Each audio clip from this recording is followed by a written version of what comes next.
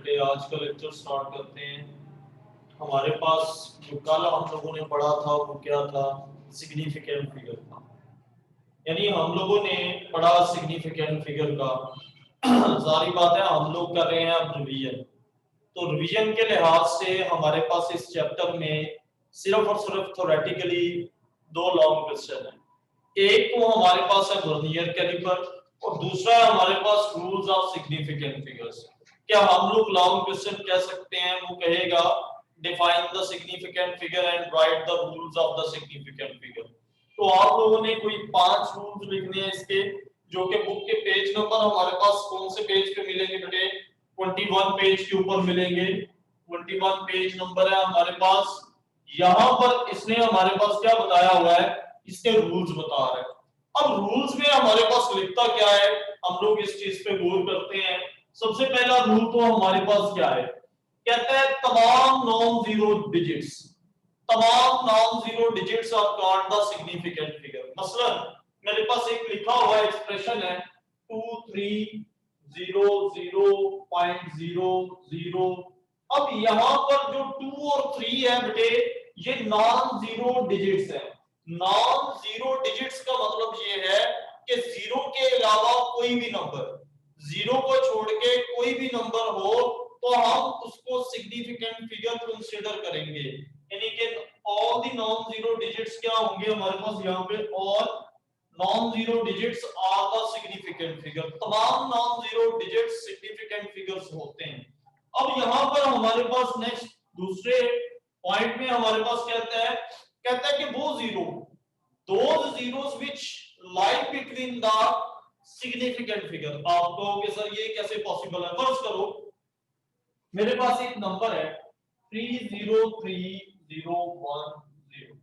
अब यहां पर देखो, यहां पर हमारे पास 2 तो सिग्निफिकेंट फिगर होगा, 3 भी सिग्निफिकेंट फिगर होगा, पर उनके दरमियान हमारे पास जीरो है बेटे, जीरो है। जीरो को भी हम लोग क्या कंसीडर करेंगे? सिग्निफिकेंट फिगर कंसीडर करेंगे।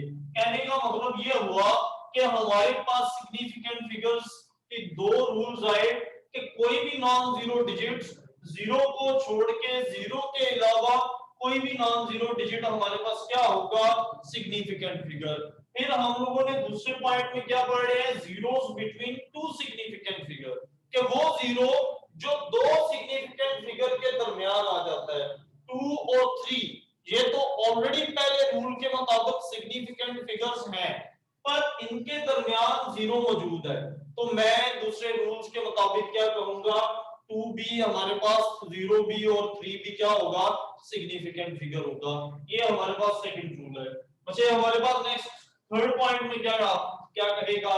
ये कहता है हमारे पास थर्ड पॉइंट में कि final ending zeros on the right in the decimal point या फिर फ्रैक्शन के राइट साइड पे मौजूद हो। आप लोग कहोगे सर ये कौन से नंबर होंगे? फर्स्ट करो 3000 एंड 0। अब पॉइंट के राइट साइड पे देखो दो नंबर मौजूद हैं, यानी कि इस फ्रैक्शन की बात करते हैं। इस फ्रैक्शनल पॉइंट के राइट साइड पे दो जीरो मौजूद हैं। वो जो दोनों जीरो होंगे वो दोनों जीरो क्या कहलाते हैं? सिग्निफिकेंट फिगर्स होंगे। ये क्या कहलाएंगे? Significant figures. आप लोगों ने इसे याद रखना है। फिर नेक्स्ट हमारे पास है बेटा क्या कहते हैं? Zero written on the left side of the non zero digits.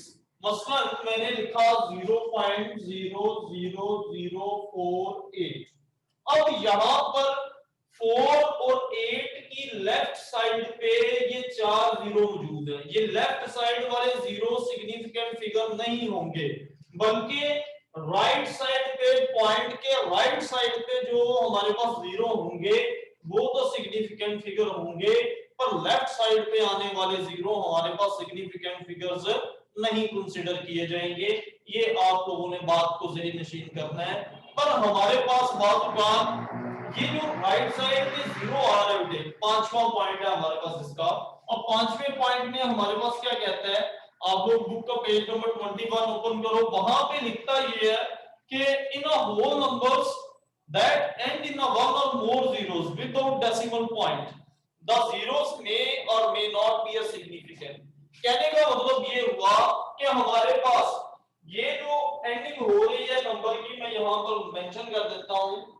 3 0 0 0 0 0 0 and 0। अब ये जो जीरो इसके एंडिंग पॉइंट पे आ रहे हैं यहाँ पर, और ये एक या एक से ज्यादा है, तो उसका मतलब क्या हुआ, ये हो सकता है सिग्निफिकेंट फिगर हो सकता है ना हो। ये डिपेंड करता है उस इंस्ट्रूमेंट की, जिस इंस्ट्रूमेंट से मैं कोई मेजरमेंट ले रहा हूं। मसलन अब स्केल से मैं मेजरमेंट कर रहा हूं, तो वो तो 1 मिलीमीटर तक तो एक्यूरेट कैलकुलेशन देगी, पर जब मैं उसकी कैलकुलेशन और स्मॉल करूंगा तो वो एक्यूरेसी उसकी कम हो जाएगी। तो आप लोग याद रखिएगा, ये डिपेंड करता है किसी भी इंस्ट्रूमेंट के लीस्ट काउंट के ऊपर। ये अगर उसकी मदद से अब उस इस हद तक वो मेजर भी नहीं कर सकता नंबर्स को, तो आप लोग इनको कंसीडर नहीं करते। हम बजाय इसके बदले सिग्निफिकेंट को फाइंड करने के लिए इसको पहले कन्वर्ट कर लेते हैं इसके अंदर। हम इसको कन्वर्ट कर लेंगे साइंटिफिक नोटेशन में। कितने नंबर हैं? 1 2 3 4 5 6 7 और 8। इस तरह हमारे पास कितने सिग्निफिकेंट फिगर बने? 1 और 2। आप लोगों ने याद रखना है कि जब भी हमारे पास नंबर के एंड पे जीरो बहुत ज्यादा हो और हमें पूछा जाए कि बताओ इसके सिग्निफिकेंट फिगर्स कितने हैं, तो आप लोगों ने सादा इसमें ये कहना है, पहले इसको कन्वर्ट किया जाए इसमें साइंटिफिक नोटेशन में। जब ये साइंटिफिक नोटेशन में कन्वर्ट हो जाए तो फिर हमारे पास जो नॉन जीरो डिजिट्स बचेंगे, वो डिजिट्स हमारे पास हमारा मतलूबा सिग्निफिकेंट फिगर्स होंगे। मसलन जैसे यहाँ पे किया है, हमारे पास यहाँ पर तकरीबन 2 करोड़ और 30 लाख है, तो हमने ये जीरो तो कंसीडर नहीं किए, बल्कि इसको 2.3 into 10 to raise power 8 में कन्वर्ट कर दिया। अब ये दो सिग्निफिकेंट फिगर हुए इसके, ये आप लोगों ने सही करना। ये हमारे पास रूल्स थे, तो ये रूल्स आप लोगों ने प्रिपेयर करने हैं। मैं थोड़ा सा इसको कंक्लूड करता हूं, आप लोगों ने याद रखनी है ये सारी 5 पॉइंट्स में याद रखना है। All the non zero digits are called, या फिर ऑल द सिग्निफिकेंट फिगर्स, तमाम non zero digits significant figure हुए।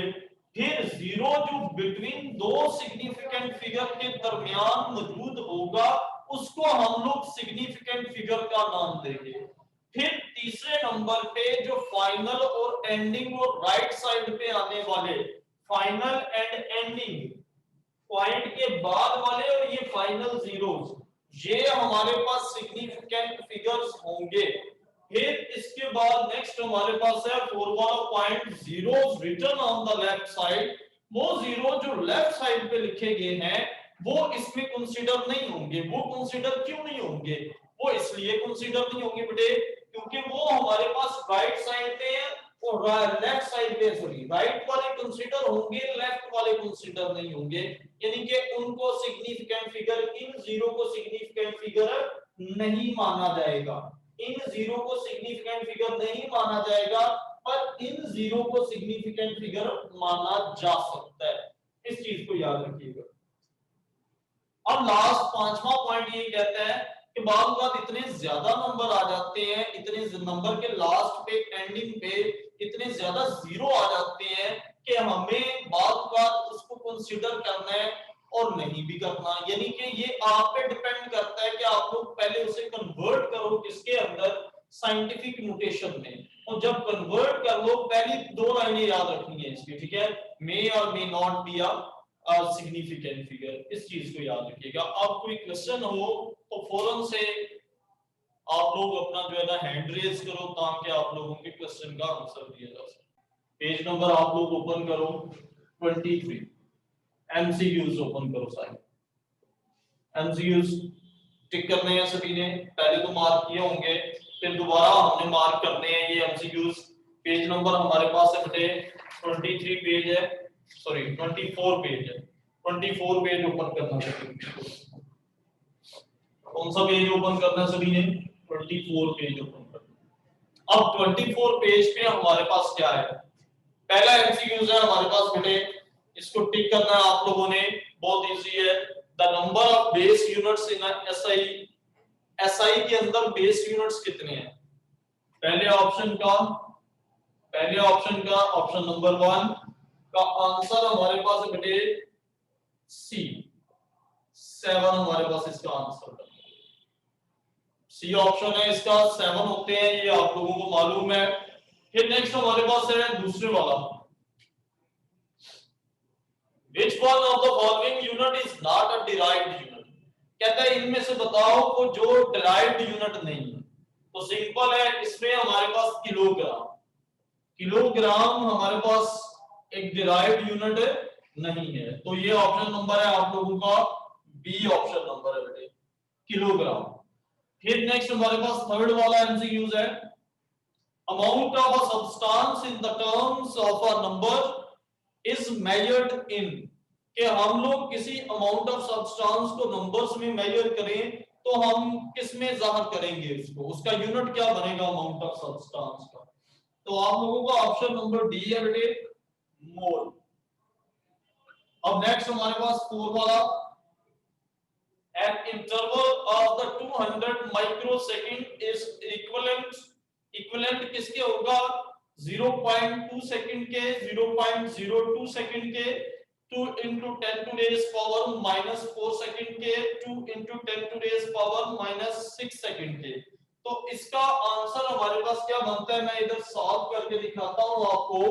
200 मेरे पास है माइक्रोसेकंड्स, अब 200 माइक्रोसेकंड्स है, तो आप लोगों ने 200 माइक्रो को कन्वर्ट कर देना है 10 टू रेज पावर -6 के अंदर। अब यहां पर हमारे पास 10 टू रेज पावर -6 हो गया। अगर मैं यहां से 0 को हटाता हूं तो उसके नतीजे में according to the scientific notation 10 की पावर कितनी बनेगी, +2 बनेगी। अब +2 कैसे बनेगी, आप लोगों को मालूम है जैसे ही पॉइंट पीछे को मूव करता है, जितने नंबर पीछे को जंप करता है उतनी उसकी 10 की पावर बढ़ जाती है। तो आप लोगों ने इशारे को 2 से पहले लेके आए हो, तो आप लोगों के पास क्या आया बेटे, 10 to raise power 2 into 10 to raise power +2 into 10 to raise power -6। आप लोगों के पास दोनों 10 की पावर +2 और -6 है, तो आप लोगों का आंसर बना बेटा, क्या आंसर बनेगा, -4, यानी कि 2.0 into 10 to raise power -4 second. तो यहाँ पे हमारे पास ऑप्शन दिया है, ऑप्शन नंबर सी है बेटे, 2.0 into 10 to raise power -4 second, ये हमारा आंसर होगा इस एमसीक्यूज का। फिर हमारे पास है पांचवा एमसीक्यूज है बेटे, which one of the following is the smallest quantity? अब इनमें से सबसे स्मॉल क्वांटिटी कौन सी है, 0.01 ग्राम है, ए वाला ऑप्शन, बी वाला ऑप्शन 2 मिलीग्राम है, या 100 माइक्रोग्राम है, या 5000 नैनोग्राम है। आप लोगों ने प्रीफिक्सेस को पढ़ा होगा, मिली 10 की पावर -3 होता है, इसी तरह माइक्रो 10 की पावर -6 होता है, और इसी तरह नैनो 10 की पावर -9 होता है। तो जाहिर बात है सबसे छोटा नंबर तो नैनो बना, तो जब नैनो छोटा नंबर बना है तो हमारे पास ऑप्शन भी दुरुस्त वही होगा, यानी कि डी वाला ऑप्शन इसका हमारे पास करेक्ट ऑप्शन बनेगा बेटे, डी वाला ऑप्शन होगा। अब डी वाले ऑप्शन में साथ में इसको मेंशन भी कर देता हूं, 5000 नैनोग्राम आ जाएगा हमारे पास, 5000 नैनोग्राम आ जाएगा बेटे। आप लोगों ने इसे प्रिपेयर करना है साथ साथ। अब नेक्स्ट हमारे पास देखिएगा, which instrument is the most suitable to measure the internal diameter of a test tube? मैंने इसकी डेफिनेशन आप लोगों को जो मार्क करवाई है उस डेफिनेशन के मुताबिक भी हमारे पास जो इंस्ट्रूमेंट किसको मेजर करता है, इंटरनल और एक्सटर्नल डायमीटर को, वो कौन सा है, वर्नियर कैलिपर। यहाँ पर हमारे पास 6 ऑप्शन का क्या आंसर बनेगा, बी वाला ऑप्शन है बेटे। अब इसका आंसर है वर्नियर कैलिपर यूज किया जाता है, इसके लिए इस्तेमाल किया जाता है इंटरनल एक्सटर्नल डायमीटर को मेजर करने के लिए। तो हमारे पास वर्नियर कैलिपर इसका दुरुस्त आंसर बनेगा। अब नेक्स्ट हमारे पास है एमसीक्यूज नंबर 7। एमसीक्यूज नंबर 7 है हमारे पास। अब यहां पे कहता है student claim the diameter of a wire as 1.0327